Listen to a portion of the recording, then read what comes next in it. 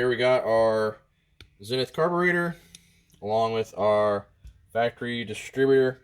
Got those put on the bench. Let's go ahead and take these apart and get those rebuilt. I'll show you the new parts that we got while we're doing it. All right, we're going to tackle the carburetor first. So what I got here, first thing I think what's going to make our biggest difference is this oversized throttle shaft assembly. So I tried to show it to you on the car itself, but that throttle shaft moves back and forth. And that's actually not, back and forth like this way. It is actually going back and forth this way. So it is definitely loose, and, definitely a vacuum leak on there, along with, letting the fuel seep out from there. So we got that throttle shaft. Then I have like a modernized needle and seat, a new float, because I do feel like the float that we have is also leaking and, not floating anymore, and just allowing a bunch of fuel to go into there, and also just a new gasket kit. So that should be good. All the valves in there and jets, they're all pretty new and they're not gummed up. But we'll, obviously do some cleaning while we're at it. So bring you guys along for the ride. All right, so we're gonna go ahead and first take off the choke plate here. So before we get going with it, we got two little flathead screws in there. So go ahead, there we go, take that out. One, two, do that. Choke blade will come right on out. Put that in my little bolt container there. From there, our choke rod will come right out. From there, we got this little guy. This is actually to pull back and forth the choke rod with this little collar here, but also to adjust the mixture, the fuel mixture in there. So pull that out, unscrew this guy all the way out. Next thing, we're gonna go ahead and do the throttle blade here. Again, two flathead screws in there. One and two. Throttle blade will come right out, and then our throttle shaft will come right there. Here we have our two throttle shafts. So first one right here is the original. I'm gonna go ahead and measure this out with my dial caliper here. So we got 0.270. So we'll just call it 270 thousandths. That's an easy way to think about it. Next one here is the brand new one, the oversized throttle shaft. Put that in the dial caliper as well. We got 0.295, so 295 thousandths. So about 25 thousandths bigger OD on this shaft than the original. That should give us some better sealing as far as our throttle is concerned. Now we got those done. I'm gonna go ahead and start taking out these two screws here. This one is a 1/2 inch.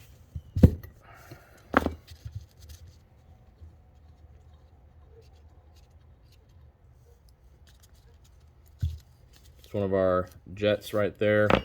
This is actually the main one as far as keeping the two halves of the carburetor put together. This is 9/16.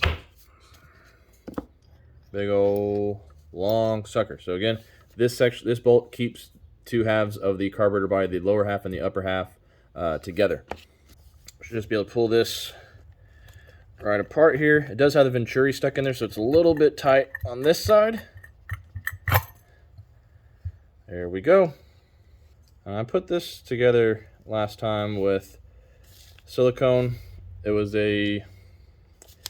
not the best thing to do, but I needed to do it to get this thing running for the little bit that I had it. So here on the upper is where we got most of the magic here. Fuel comes in right here, and this is a kind of like a steel mesh filter. Keeps out a lot of the big items and stuff like that. I also have a filter on the sediment bowl, so that this shouldn't have anything in it, hopefully. But we have the float here, along with one of the jets. The float comes out pretty easily. You just push the pin right here, and you would think that it would come out while you're in the while it's running, but it actually doesn't. The case of the carburetor stays right here, so it doesn't let it move back and forth. So, but you pull out the pin, and the float comes right out. All right, so from there, we got our needle and seat here. So we're gonna go ahead and take that out. Should be 5/8. There we go. Got our gasket here. I will take out this steel mesh just to make sure that it is not clogged up. Well, it does have some sediment on there, so make sure we clean that out. And this little jet right here comes out with a 9/32. See if I can unscrew this by hand yet. There we go. And we'll take out this idle screw here.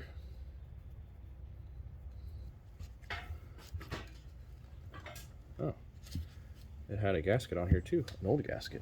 All right, so first thing I'm going to do here on the part of the rebuild is making sure that this shaft fits. And after measuring it out and trying to put it in the carburetor upper housing, it does not fit. So I was able to measure this out, come with the right size drill bit of 19/64. I just so happen to have one at the house already. Got it set up, ready to go.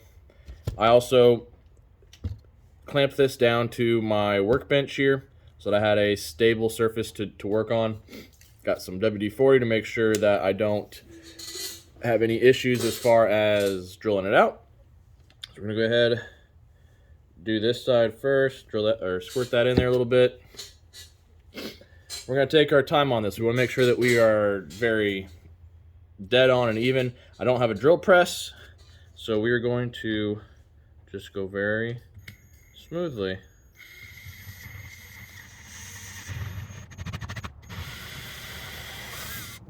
Got that first bit drilled out, so before I go to the next one, get my shaft,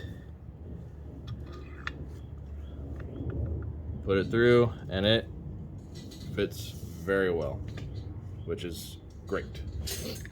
Got that in. Next thing we're going to do is drill out the other side of the carburetor right here. Don't want to go too far out because we don't want to bust through this little guy right here, but we do want to go in just enough to make it to where we're able to push this in all the way.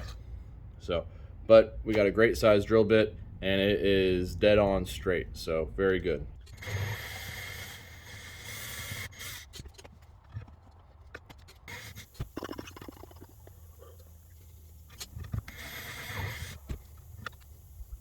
I'd say that's on the money.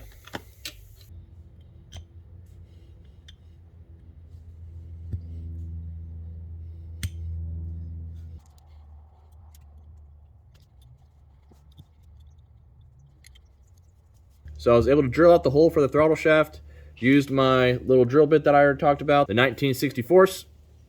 I clamped it down to my workbench and was able to drill out completely straight. And now my throttle shaft does not move back and forth. You don't hear any noise on that son of a gun, do you? So this is a good seal now. This is a success.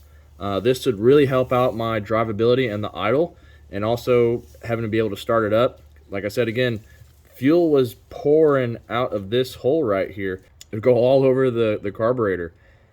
So I should not have that issue after this. So I'm super excited about that. And so we're gonna go ahead and clean the rest of this up, put it back together. Again, put the new float in. We'll put the new modern style needle valve in there for the float and put this bad boy back together. Okay, so I got everything cleaned up. I do have the upper casting already put together. We got our idle jet here. No gasket on this one. This is a tapered fit, so just make sure that it seats all the way down. I do have the idle air mixture in here as well. You pretty much screw this all the way in, then back it off probably about like a turn and a half, starting it off. You then adjust it while it's on the car from there. I then have the new float installed and then the new valve. This is a more modern style valve here. So got that installed all the way. Then got the strainer put back in with new gasket.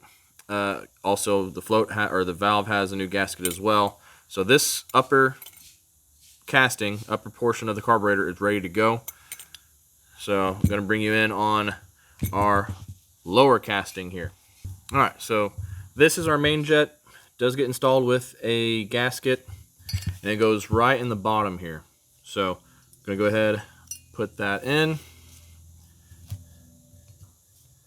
and screw it in.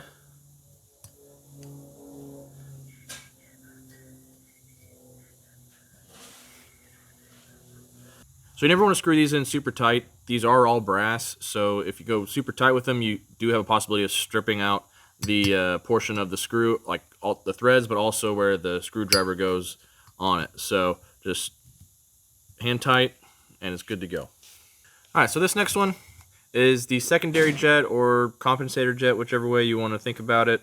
This one goes right into here. There is a threaded portion at the bottom of the inlet of the carburetor here. So it go in like so.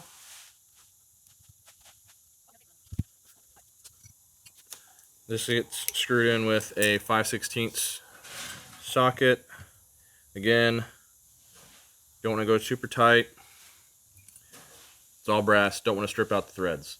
All right, so this little jet will actually go into the main well of the carburetor here, where the gas is stored more or less, where the float is, everything like that.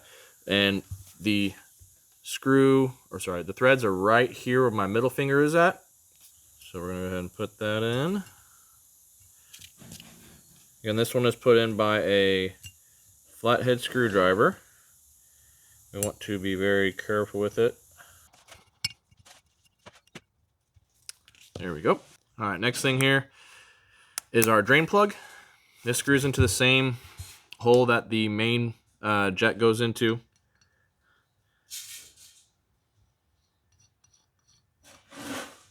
This will get tightened down with 1/2-inch drive or 1/2-inch wrench. Again, we're not going super crazy with it. This is steel and that's cast iron, so it works, but it does have that nylon gasket there, so we got that going. Then the last little bit is our gas adjusting valve. We didn't take out the housing, but we did clean it out. Then this little guy just goes right in here. We're not going to screw it in super far. You know, we'll do all that adjusting while it's on the vehicle. So that's good there. From there, we're going to put our choke shaft in. Goes just like that, and make sure that when you put it in, little nipple right here on the arm goes right into the detent of that collar right here. Okay, so we got our choke plate here. Go ahead, put that in. Get our 2 screws.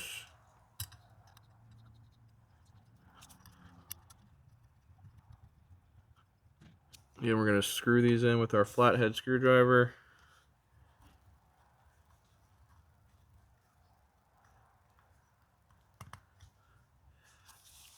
I do like to make sure that these screws are a little bit tighter, just because you don't want them to vibrate out and then get sucked up or fall out or whatever.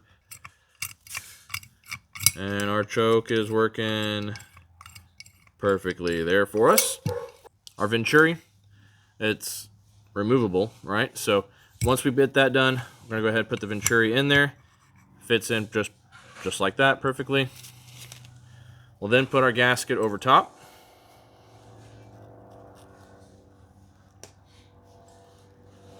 Like so. Once you get that put on, we are ready to put our upper casting onto our lower casting. Just like so. And there we got our main bolt. I'm gonna go ahead, tip this guy over.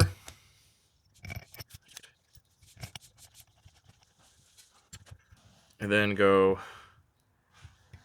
make sure this is all lined up exactly how we want it. Looks good to me.